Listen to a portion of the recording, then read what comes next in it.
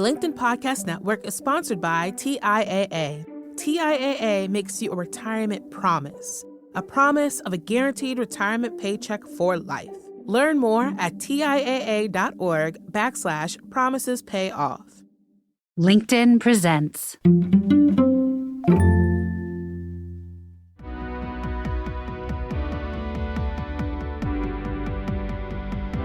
I'm Morra Aarons-Mele, and this is The Anxious Achiever, the show that looks at the intersection of mental health and work, and how we can all do both better.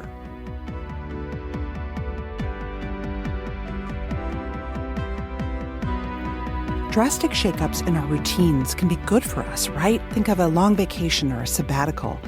But routine is also something that keeps us moored, it keeps us grounded. And think about the pandemic, where everyone was forced to change habits. Our routines ground to a halt or changed overnight. It was the end of the wash, sleep, repeat that many of us had been living off of, and it was detrimental for a lot of our mental health. In the case of Natasha Bowman, someone who describes herself before the pandemic as Natasha Bowman, the goal conqueror, the early days of this traumatic period actually unearthed something she'd never really understood, that she had bipolar disorder.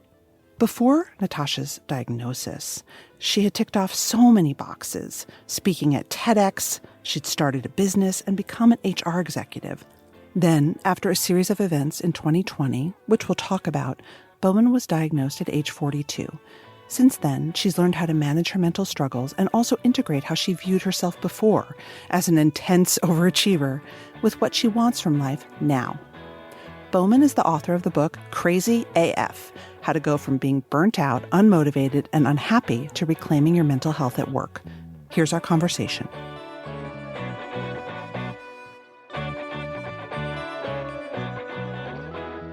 You have the kind of list of accolades that many people I talk to have, right? You're incredibly impressive. You're hugely successful. You're highly educated. You're dynamic.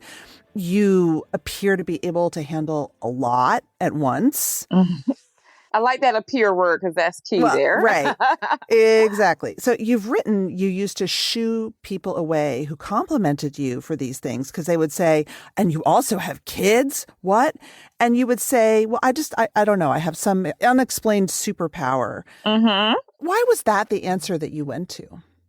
Well, I couldn't explain because it was such outside of the stereotype or the norm, especially for females, to have a thriving career and to also have a family.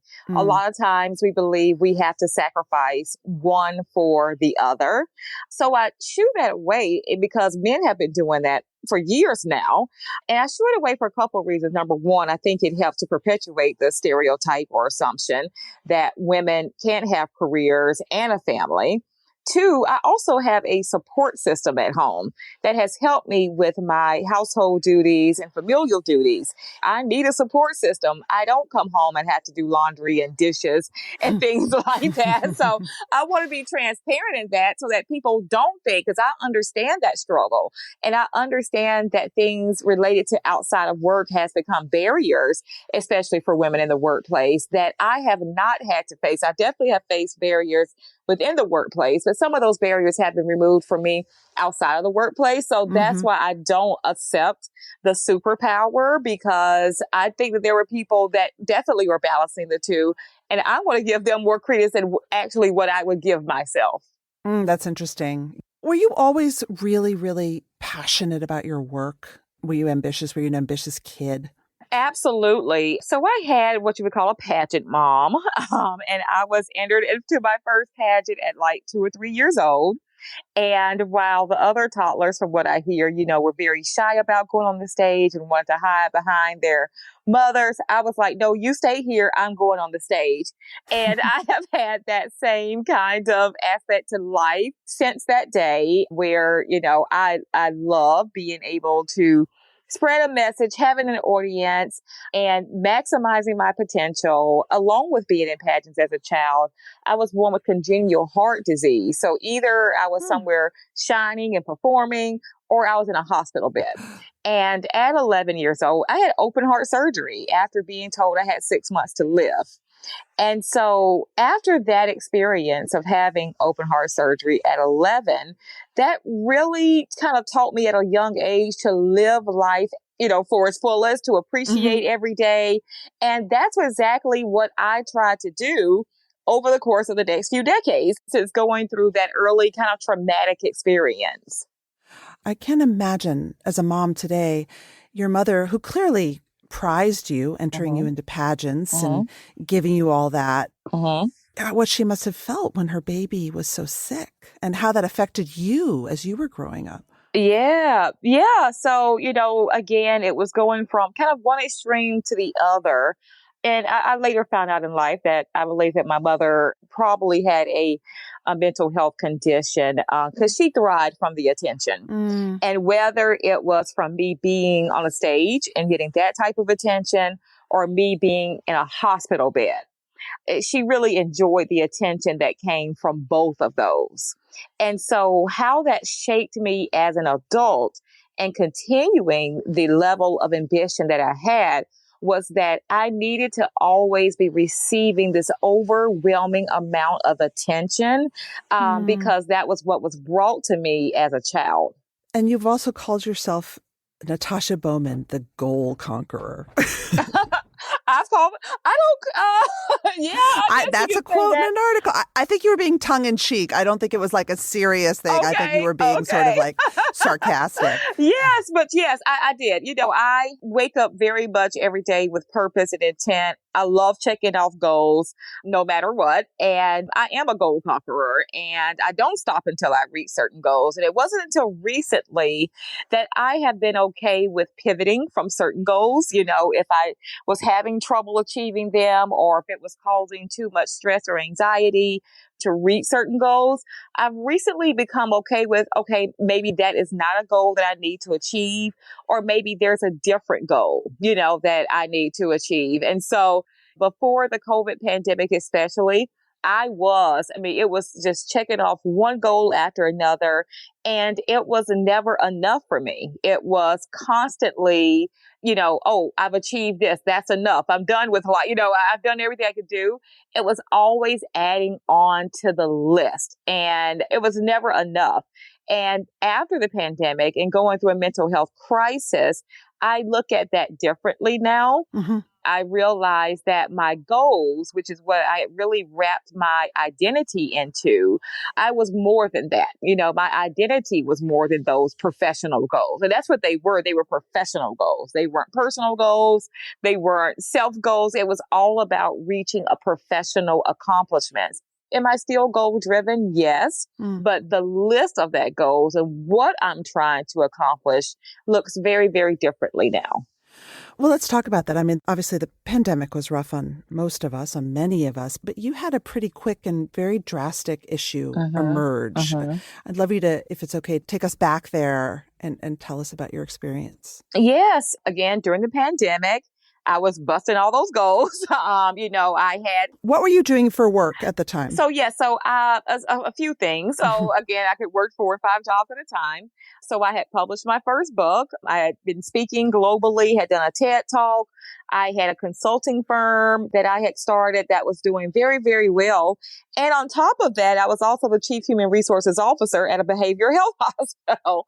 Wow. So that was just kind of my life at that time. And then when the pandemic happened, all of those things really came to a pause. It was nothing for me to do. All my speaking engagements were canceled. My projects were put on pause. And even being at the head of HR at a behavioral health hospital, there really wasn't much for HR professionals to do during that time. People kind of stopped, harassing each other when this global pandemic is happening. So my brain at that point was like going back to that identity. Who am I? I'm not chasing this professional success. I don't have any goals right now. And like everyone else was enjoying this moment of pause and spending time with their family, et cetera, et cetera. I did not enjoy that. And so my brain went to places that it had never gone before. I was searching for an identity that was completely outside of the person that I knew or that anybody else knew. And even after the murder of George Floyd, when a lot of my work picked back up because organizations want to talk about race and racism at work, I still found myself in this very strange place mentally until one day a light bulb came on just out of nowhere and I started to feel myself again. But then I was in a place of what was that? Who was I? And I caused some hurt and pain in the process of finding this new identity that sent me into a place of guilt and shame. And so then I went into a depressive state. And in January of 2021, I had a suicide attempt. I decided I no longer wanted to be on this earth anymore. And after that suicide attempt, I spent several days in a mental health facility. And while I was admitted into that mental health facility, with, by the way, ended up being the sister facility of the one that I was the head of HR of, with the same leadership team. Whoa. Yeah, same leadership team and everything. So when people ask me like, oh, how do you tell your boss? I'm like, I didn't have a choice. They just knew, But it was during that hospitalization that I was diagnosed with bipolar disorder. You mentioned you caused some shame and that sort of made your spiral worse. Yes, it did. It did. Because I went into reclusion and I'm very active on LinkedIn, especially on a daily basis. I no longer wanted to be on LinkedIn anymore. I was just trying to hide myself. I thought, oh, if people see me, they're going to know I was diagnosed with a mental illness. And what is this going to mean for my credibility and my capability and the way that I'm seen? Am I going to be able to run a business deal, et cetera, et cetera? So I continued to spiral. But when I shared my concerns with my mental health provider, he did a really good job. He brought up something interesting to me, which was, Natasha, you probably have had bipolar disorder for the past 20 something years, and you've been able to thrive and check off all these professional goals. Just because you have a diagnosis now does not make it any different. You can do exactly what you were doing after your diagnosis than what you were doing before your diagnosis. That was a light bulb moment for me. And when I heard that and started to research mental health conditions and found out that so many people, 1 in 5, you know the numbers, have been diagnosed, including yourself. If I'm not mistaken, you've been diagnosed with anxiety. And bipolar too. Yep. And bipolar disorder. I did not know that. So, so, we're able to thrive, and so that really helped me to really turn around and to look at my mental health condition in a different light and say, you know what? A lot of people who have been diagnosed with mental health conditions have superpowers and they have been making significant differences in the world. Why can't I? And that's when I pivoted my work to becoming a mental health advocate and really focusing on the workplace. Because when I made my diagnosis public, I think it was in November of 21, and that post, to my surprise, went viral, but many people were saying, me too. It was almost like another Me Too moment. And people, were telling me about, especially in my direct messages, about what they had experienced, what their family members had experienced. But the key thing that was said was, I wish I could be as transparent and vulnerable as you are, but I'm afraid of what my job is going to say on this platform. So that's really where I start to focus on workplace mental health, because I wanted people to feel just like I did, as if, they could share their experiences with being diagnosed with a mental health condition and not have the fear that they would suffer some sort of repercussion. But they do suffer repercussions. They do. And so did I. Yeah. And I'll be honest, and I talk about this in the book for the first time, because many people didn't know that I was a chief human resources officer at a behavioral health institute. And I thought, oh, hey, I work for Behavioral Health Institute. My boss is a psychiatrist. Yeah. And they know about bipolar disorder, and their mission is to stop the stigma. And so in my head, I, really thought that I was going to walk back into this stigma-free work environment. And I didn't. And some of the things that happened to me upon my return were just absolutely shocking and appalling, to the point that I left. And so again, I didn't use that experience as a negative and to perpetuate, hey, keep your mental health quiet and silent. But here are some things that happened to me that I think that managers could do better in supporting people.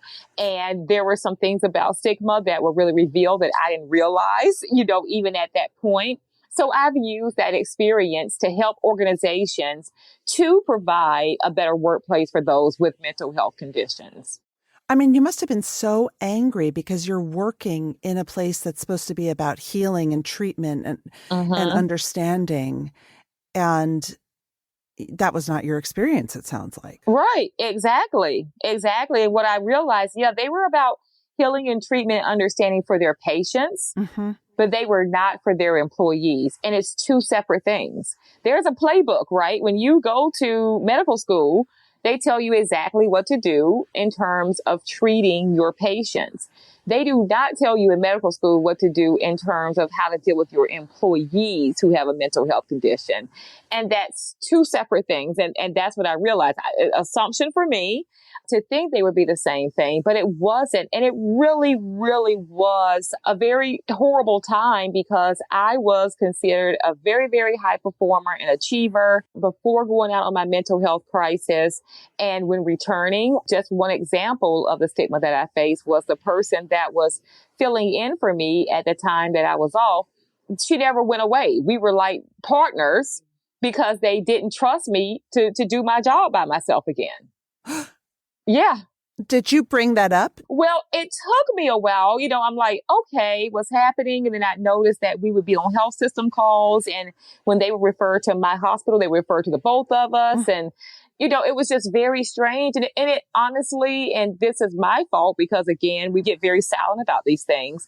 But it took me a while to go to my boss and the chief people officer to say, hey, what's going on? Why is this person still here? And, they said, oh, well, she's going to be helping with this, this, and this. And I'm like, but I was doing that, and that before, never had a complaint. I was succeeding. Why do you think I need help now? And they really didn't have an answer, but I think it was just an assumption that, oh, you're coming back from this, so obviously you need help. I think they were coming from a good place, but that wasn't the support I needed. Actually, what would have supported me better was for me to be able to just jump right back into it and, demonstrate to myself and others that I'm still the same person and I still had the same credibility and capabilities. But because of their assumptions of what mental illness was, especially as we work, I wasn't able to do that, right? So that really impacted my self-esteem. But that was just the beginning. Things just really downward spiraled from there due to the stigma to the point where I was like, I can't be here anymore.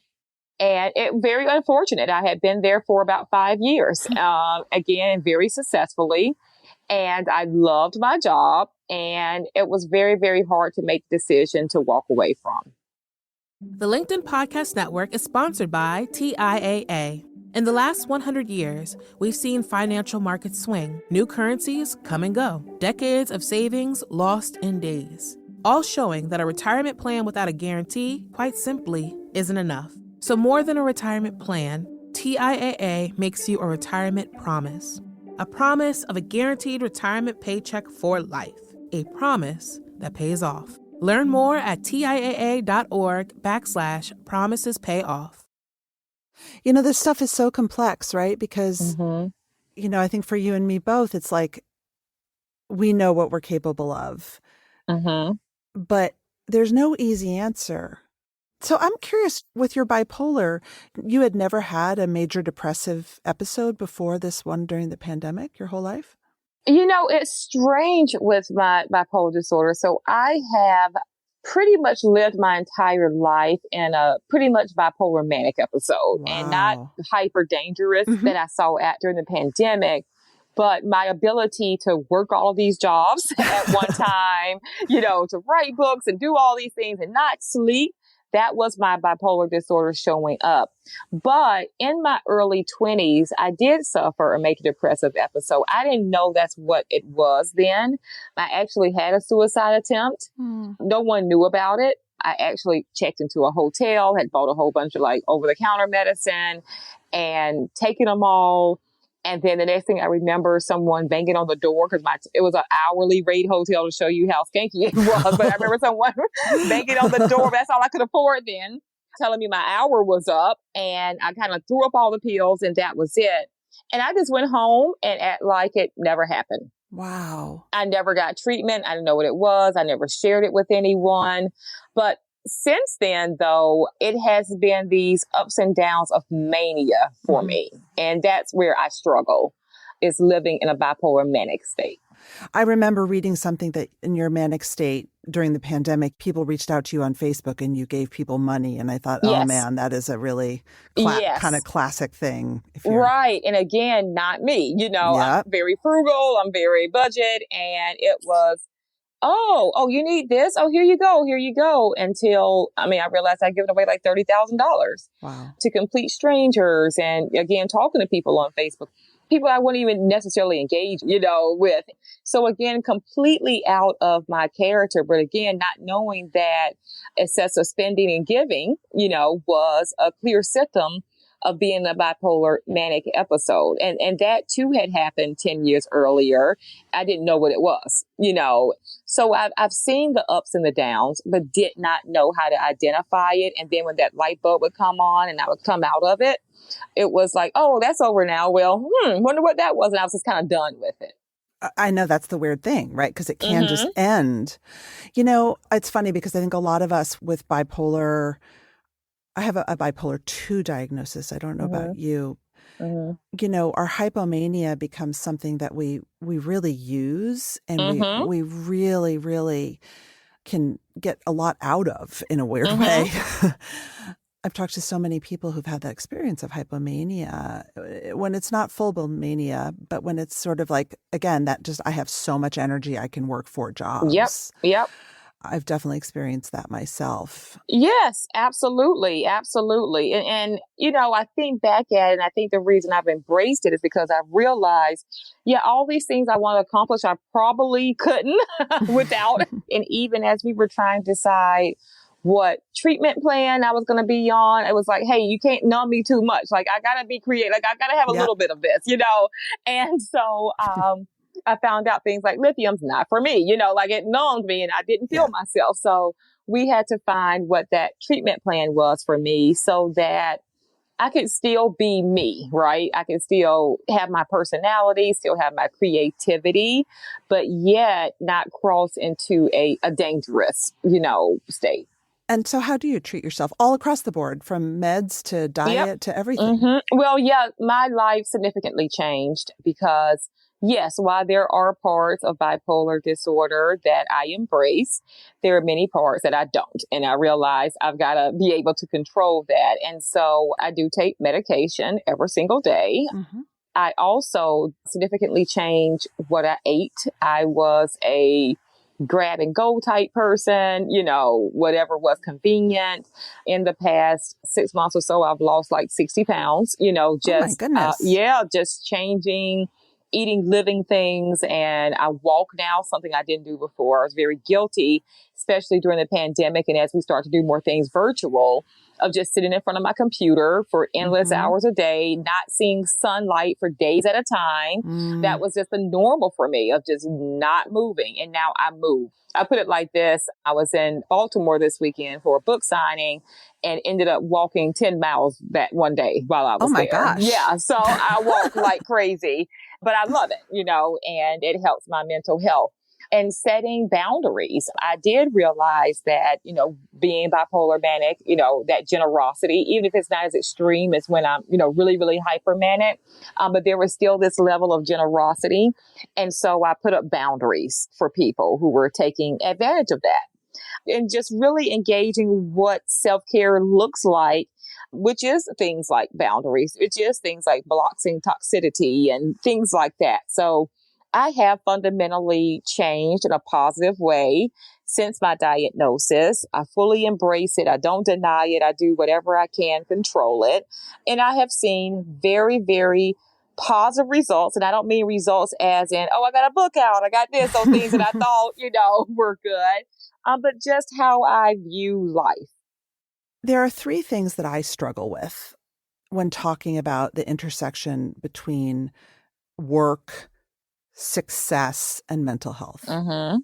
The first one is very much how to straddle the line between those of us who manage our mental health, take it seriously, find treatments that work. You know, we have learned a lot from our mental health and our mental illness. Mm-hmm. And like you said, like, I don't want to medicate this part away entirely. I think a lot of us feel that way. I credit my anxiety and my intensity with a lot, but I never, ever want to go into the world of toxic positivity and, making this only about redemption stories and resiliency and embrace. Exactly. Right? Like, so that's tough topic area number one, is like, how do we balance the reality that this stuff is dangerous? It sucks sometimes. It's awful sometimes. But there is a piece of it that is really instructive and can bring benefit. The second piece is the sort of micro versus macro level. Given your background in HR and DEI and your experience as a Black woman in America, I'm really curious here, is like, there is no level of mental health that isn't intersected with systems. Yes. And so a lot of the mental health discussion is very personal. And I fall prey to this myself, get treatment, learn tools, you can do this. And maybe that's not true because the systems are so toxic. So those are two struggle areas that I have. And I would love you to take on either or both. Yes. So amen to both. The first is the toxic positivity. And, I always felt like I had to demonstrate that even before my mental health struggle, and then especially after, because I made it this mission that, hey, you can thrive, with mental health condition, and I'm going to show you, and the images that you see are false and not reality, or not everyone's reality. And then I decided one day, shortly I made that announcement, I was having a really bad day, and I decided to post that too. Like, hey, this is a bad day. I can't get out of bed, et cetera, et cetera. So I made this decision to show both the ups and downs, not necessarily coming from it from a toxic positivity way. There are definitely things that I embrace and enjoy, but there are definitely downsides to it as well, especially as it relates, going into your second question, into the intersectionality of being a Black woman with a mental illness. That has impacted me in a profound way. And the first way is that mother that I talked about earlier that stood by my side through illnesses and achievements and all these things has abandoned me since my mental illness diagnosis. Whoa. I have not spoken to her in 2 years. And in a Black community, you don't talk about mental illness. And so that has been one down. Navigating through the system has been a definite challenge. And I advocate for people to form a relationship with a mental health provider before crisis, because if you don't, then sometimes you're just kind of stuck with the person they assign you to. And that's what happened to me. And I was assigned to a non-person of color who I had some cultural challenges with and who had some biases. And long story short, ended up calling Child Protective Services and the police on me one day when I told them that I was struggling with my mental health. Oh my God. Even though I had a strong Black husband present to take care of me and my family. And they did not trust that. Right. And then third, the systemic structural barriers. I did a LinkedIn post just last week, saying I can't get a TSA pass because... That blew me away. I could not believe that. I didn't know that. Yes, because I've been involuntarily admitted. I posted that post from a place of, oh, hey, I'm bringing this to people's attention, right? For awareness. This is what we face, et cetera, et cetera. This is the work I'm working on. This is why. And what was shocking to me were the comments of, well, you get what you deserve. Or I wouldn't want to ride on a plane with you either. You are a danger. I mean, my God. Yes. Yes. And that impacted my mental health like significantly over the weekend. Like the way people view people with a mental health condition is horrible. And I'm like, I'm not homicidal. I was suicidal. And it was one point I tried with pills, not with a gun. They were like, oh, you can harm me if you're on a plane. I mean, it was really, really bad. And so, it really just solidified, how bad it's still out there. Yeah, we're having these conversations more, and more people are coming forward to say they deal with certain mental health conditions, but not a lot of people are digging into the ugly truth about it. And when you do, this is the ramifications that you're going to face. So yeah, it's a lot. It's a lot of burden that comes with that. And, I don't know statistically how much it's impacted my business or speaking engagements to be a Black person with mental health. I'm not sure. Do I think there's a person or two that's like, no, I'm not going to choose this person because of what they have? Probably so.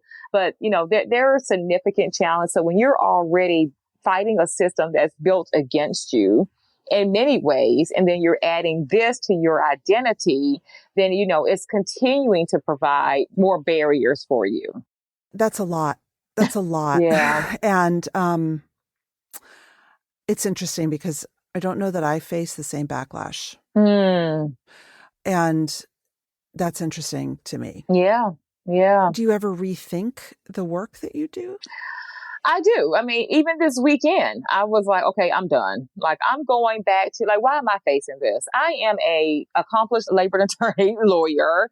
I have been the head of HR. I have all these other credentials. I don't have to center my work around mental health, right? Yeah. I did it. I was able to be accomplished before. I can do it after. And so I really reconsidered, I'm just going to pivot my work. This is not worth my mental health, et cetera, et cetera. And then I really started to think back to being back in that place where I felt alone. I felt isolated. I didn't know another Black woman with these professional credentials who was talking about, being diagnosed with a mental illness. And I just realized it's important for me to keep pushing on. It's important for me to keep fighting. I come from a family of civil rights activists who faced even more challenging things living in Montgomery, Alabama. So I've got to continue our generational legacy of doing the right thing, even if it means facing these consequences that are uncomfortable. You don't have to talk about this if you don't want to, but I'm kind of stuck on your mom. Did that come as a shock to you? Oh, absolutely. Absolutely. This person who typically, rushed to my bedside, for anything. And she actually rushed to my bedside when this happened, after my suicide attempt. My husband called and said, hey, this happened. I need help with, my daughter who was 12 at that time. It was during COVID. So only one person, at a time could come visit you. And we talked, and she was a good listener. I'll say that, about some of the things that I thought, were triggering to me. And that was fine. I was used to that. But it was after the point when I started to take steps to address my mental health. And those steps led to putting up those barriers. And those barriers meant that things that she was used to getting from me, financially, emotionally, et cetera, weren't going to look the same. And that essentially severed the relationship. I'm really sorry about that. Oh, well, it's part of it. I was sad about it at first, but in the end, I've got to look out for me and my mental health. And if that means that certain people are not on this journey with me, I appreciate the part of the journey of my life they were on with me. And I realize that some people have to get dropped off along the way, right? And that's life. How did you learn to create boundaries? Was that a new skill? Very new. What was most instructive as you were learning? Oh, gosh. What helped me to learn to create boundaries was how I acted, my behaviors, while I was in a bipolar manic episode. So when I'm in that bipolar hypermanic episode, those boundaries just completely don't exist. They are just gone. And so working with my mental health professional, we decided, well, you know what? If you're going to work on, if you're in this situation again, right, not putting those boundaries up or keeping them up, I've got to practice that when I'm not in an episode. So what I've been trying to do is think about the things that I do that I'm not proud of when I'm in a bipolar manic episode, and practice ensure that I'm not engaging in those things when I'm not. And so therefore, practicing those boundaries, I hope, if I were to enter an episode again, this is teaching me to be able to put up those boundaries. I'm not sure if it's going to work because you never know, when you're in an episode, you become a completely different person. Yep. But that's kind of my plan. And so I hope it works. If it doesn't work, or if I don't go into an episode again, at least I'm just doing work to make my life better. And I just want to say, to anyone out there who's listening, it could be years before you have an episode again, right? If you're treated, I'm not a doctor, so I'm not diagnosing, but I'm just saying I've had 3 major depressive episodes in my life, despite having bipolar 2 with major depression. And so I think it's scary, and people think that people who have bipolar, it's like we're changing every day. Yes, or throughout the day. Throughout the day. But we're not. We're not. And there can be a lot of luck and good treatment behind it all. Absolutely. It's funny. We're twins here because my bipolar manic episodes have been every 10 years. So it's the same. It was in my early 20s after college. And I found that there's a theme. So I'm trying to keep my eye out for that. I go into a bipolar manic episode when I'm bored, or I feel like I'm not chasing a professional accomplishment. And so my first one was out of high school and college, and that transition. In high school, I was very active. I was a cheerleader on student council, everything I could get my hands into. In college, I wasn't popular. I didn't know anybody. That triggered my first one. Then my second one was I went from corporate America. I was working for the Fortune 1 company, had a big role, decided to leave that company, went into manufacturing because I wanted labor union experience, but it was kind of boring for me. It wasn't my cup of tea. I'm not a steel toe wearing type of girl. And so that triggered my second one. And then the third one, 10 years later, was COVID. So I'm learning now that pattern.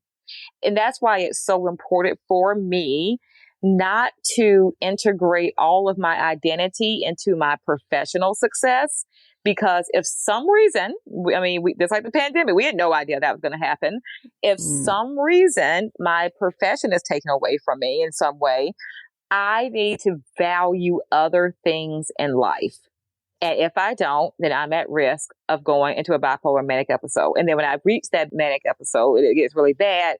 And then that triggers the other end when I go to the bipolar depressive episode. Yes. And that's a powerful insight to have, and a goal that I think a lot of us are working on, to decouple our entire identity from our career and our professional achievements. Yeah, exactly. Especially as women. My last major depressive episode, I have a lot of different triggers, but it was when I lost my business. Yep, I would be the same way. I totally get you there. Natasha, thank you so much, for your story and, for sharing the vulnerabilities in this work. Thank you.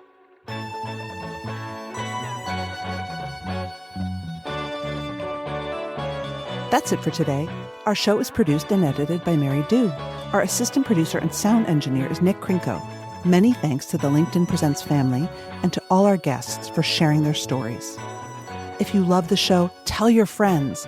I would love you to leave a review because they really matter in helping the show get found. You could also follow us or subscribe. If you have a question for me or you want to submit an idea for the show, find me on LinkedIn, where you can follow me, message me, I promise I'll write back, or subscribe to my newsletter for more from the Anxious Achiever world. Thanks for listening.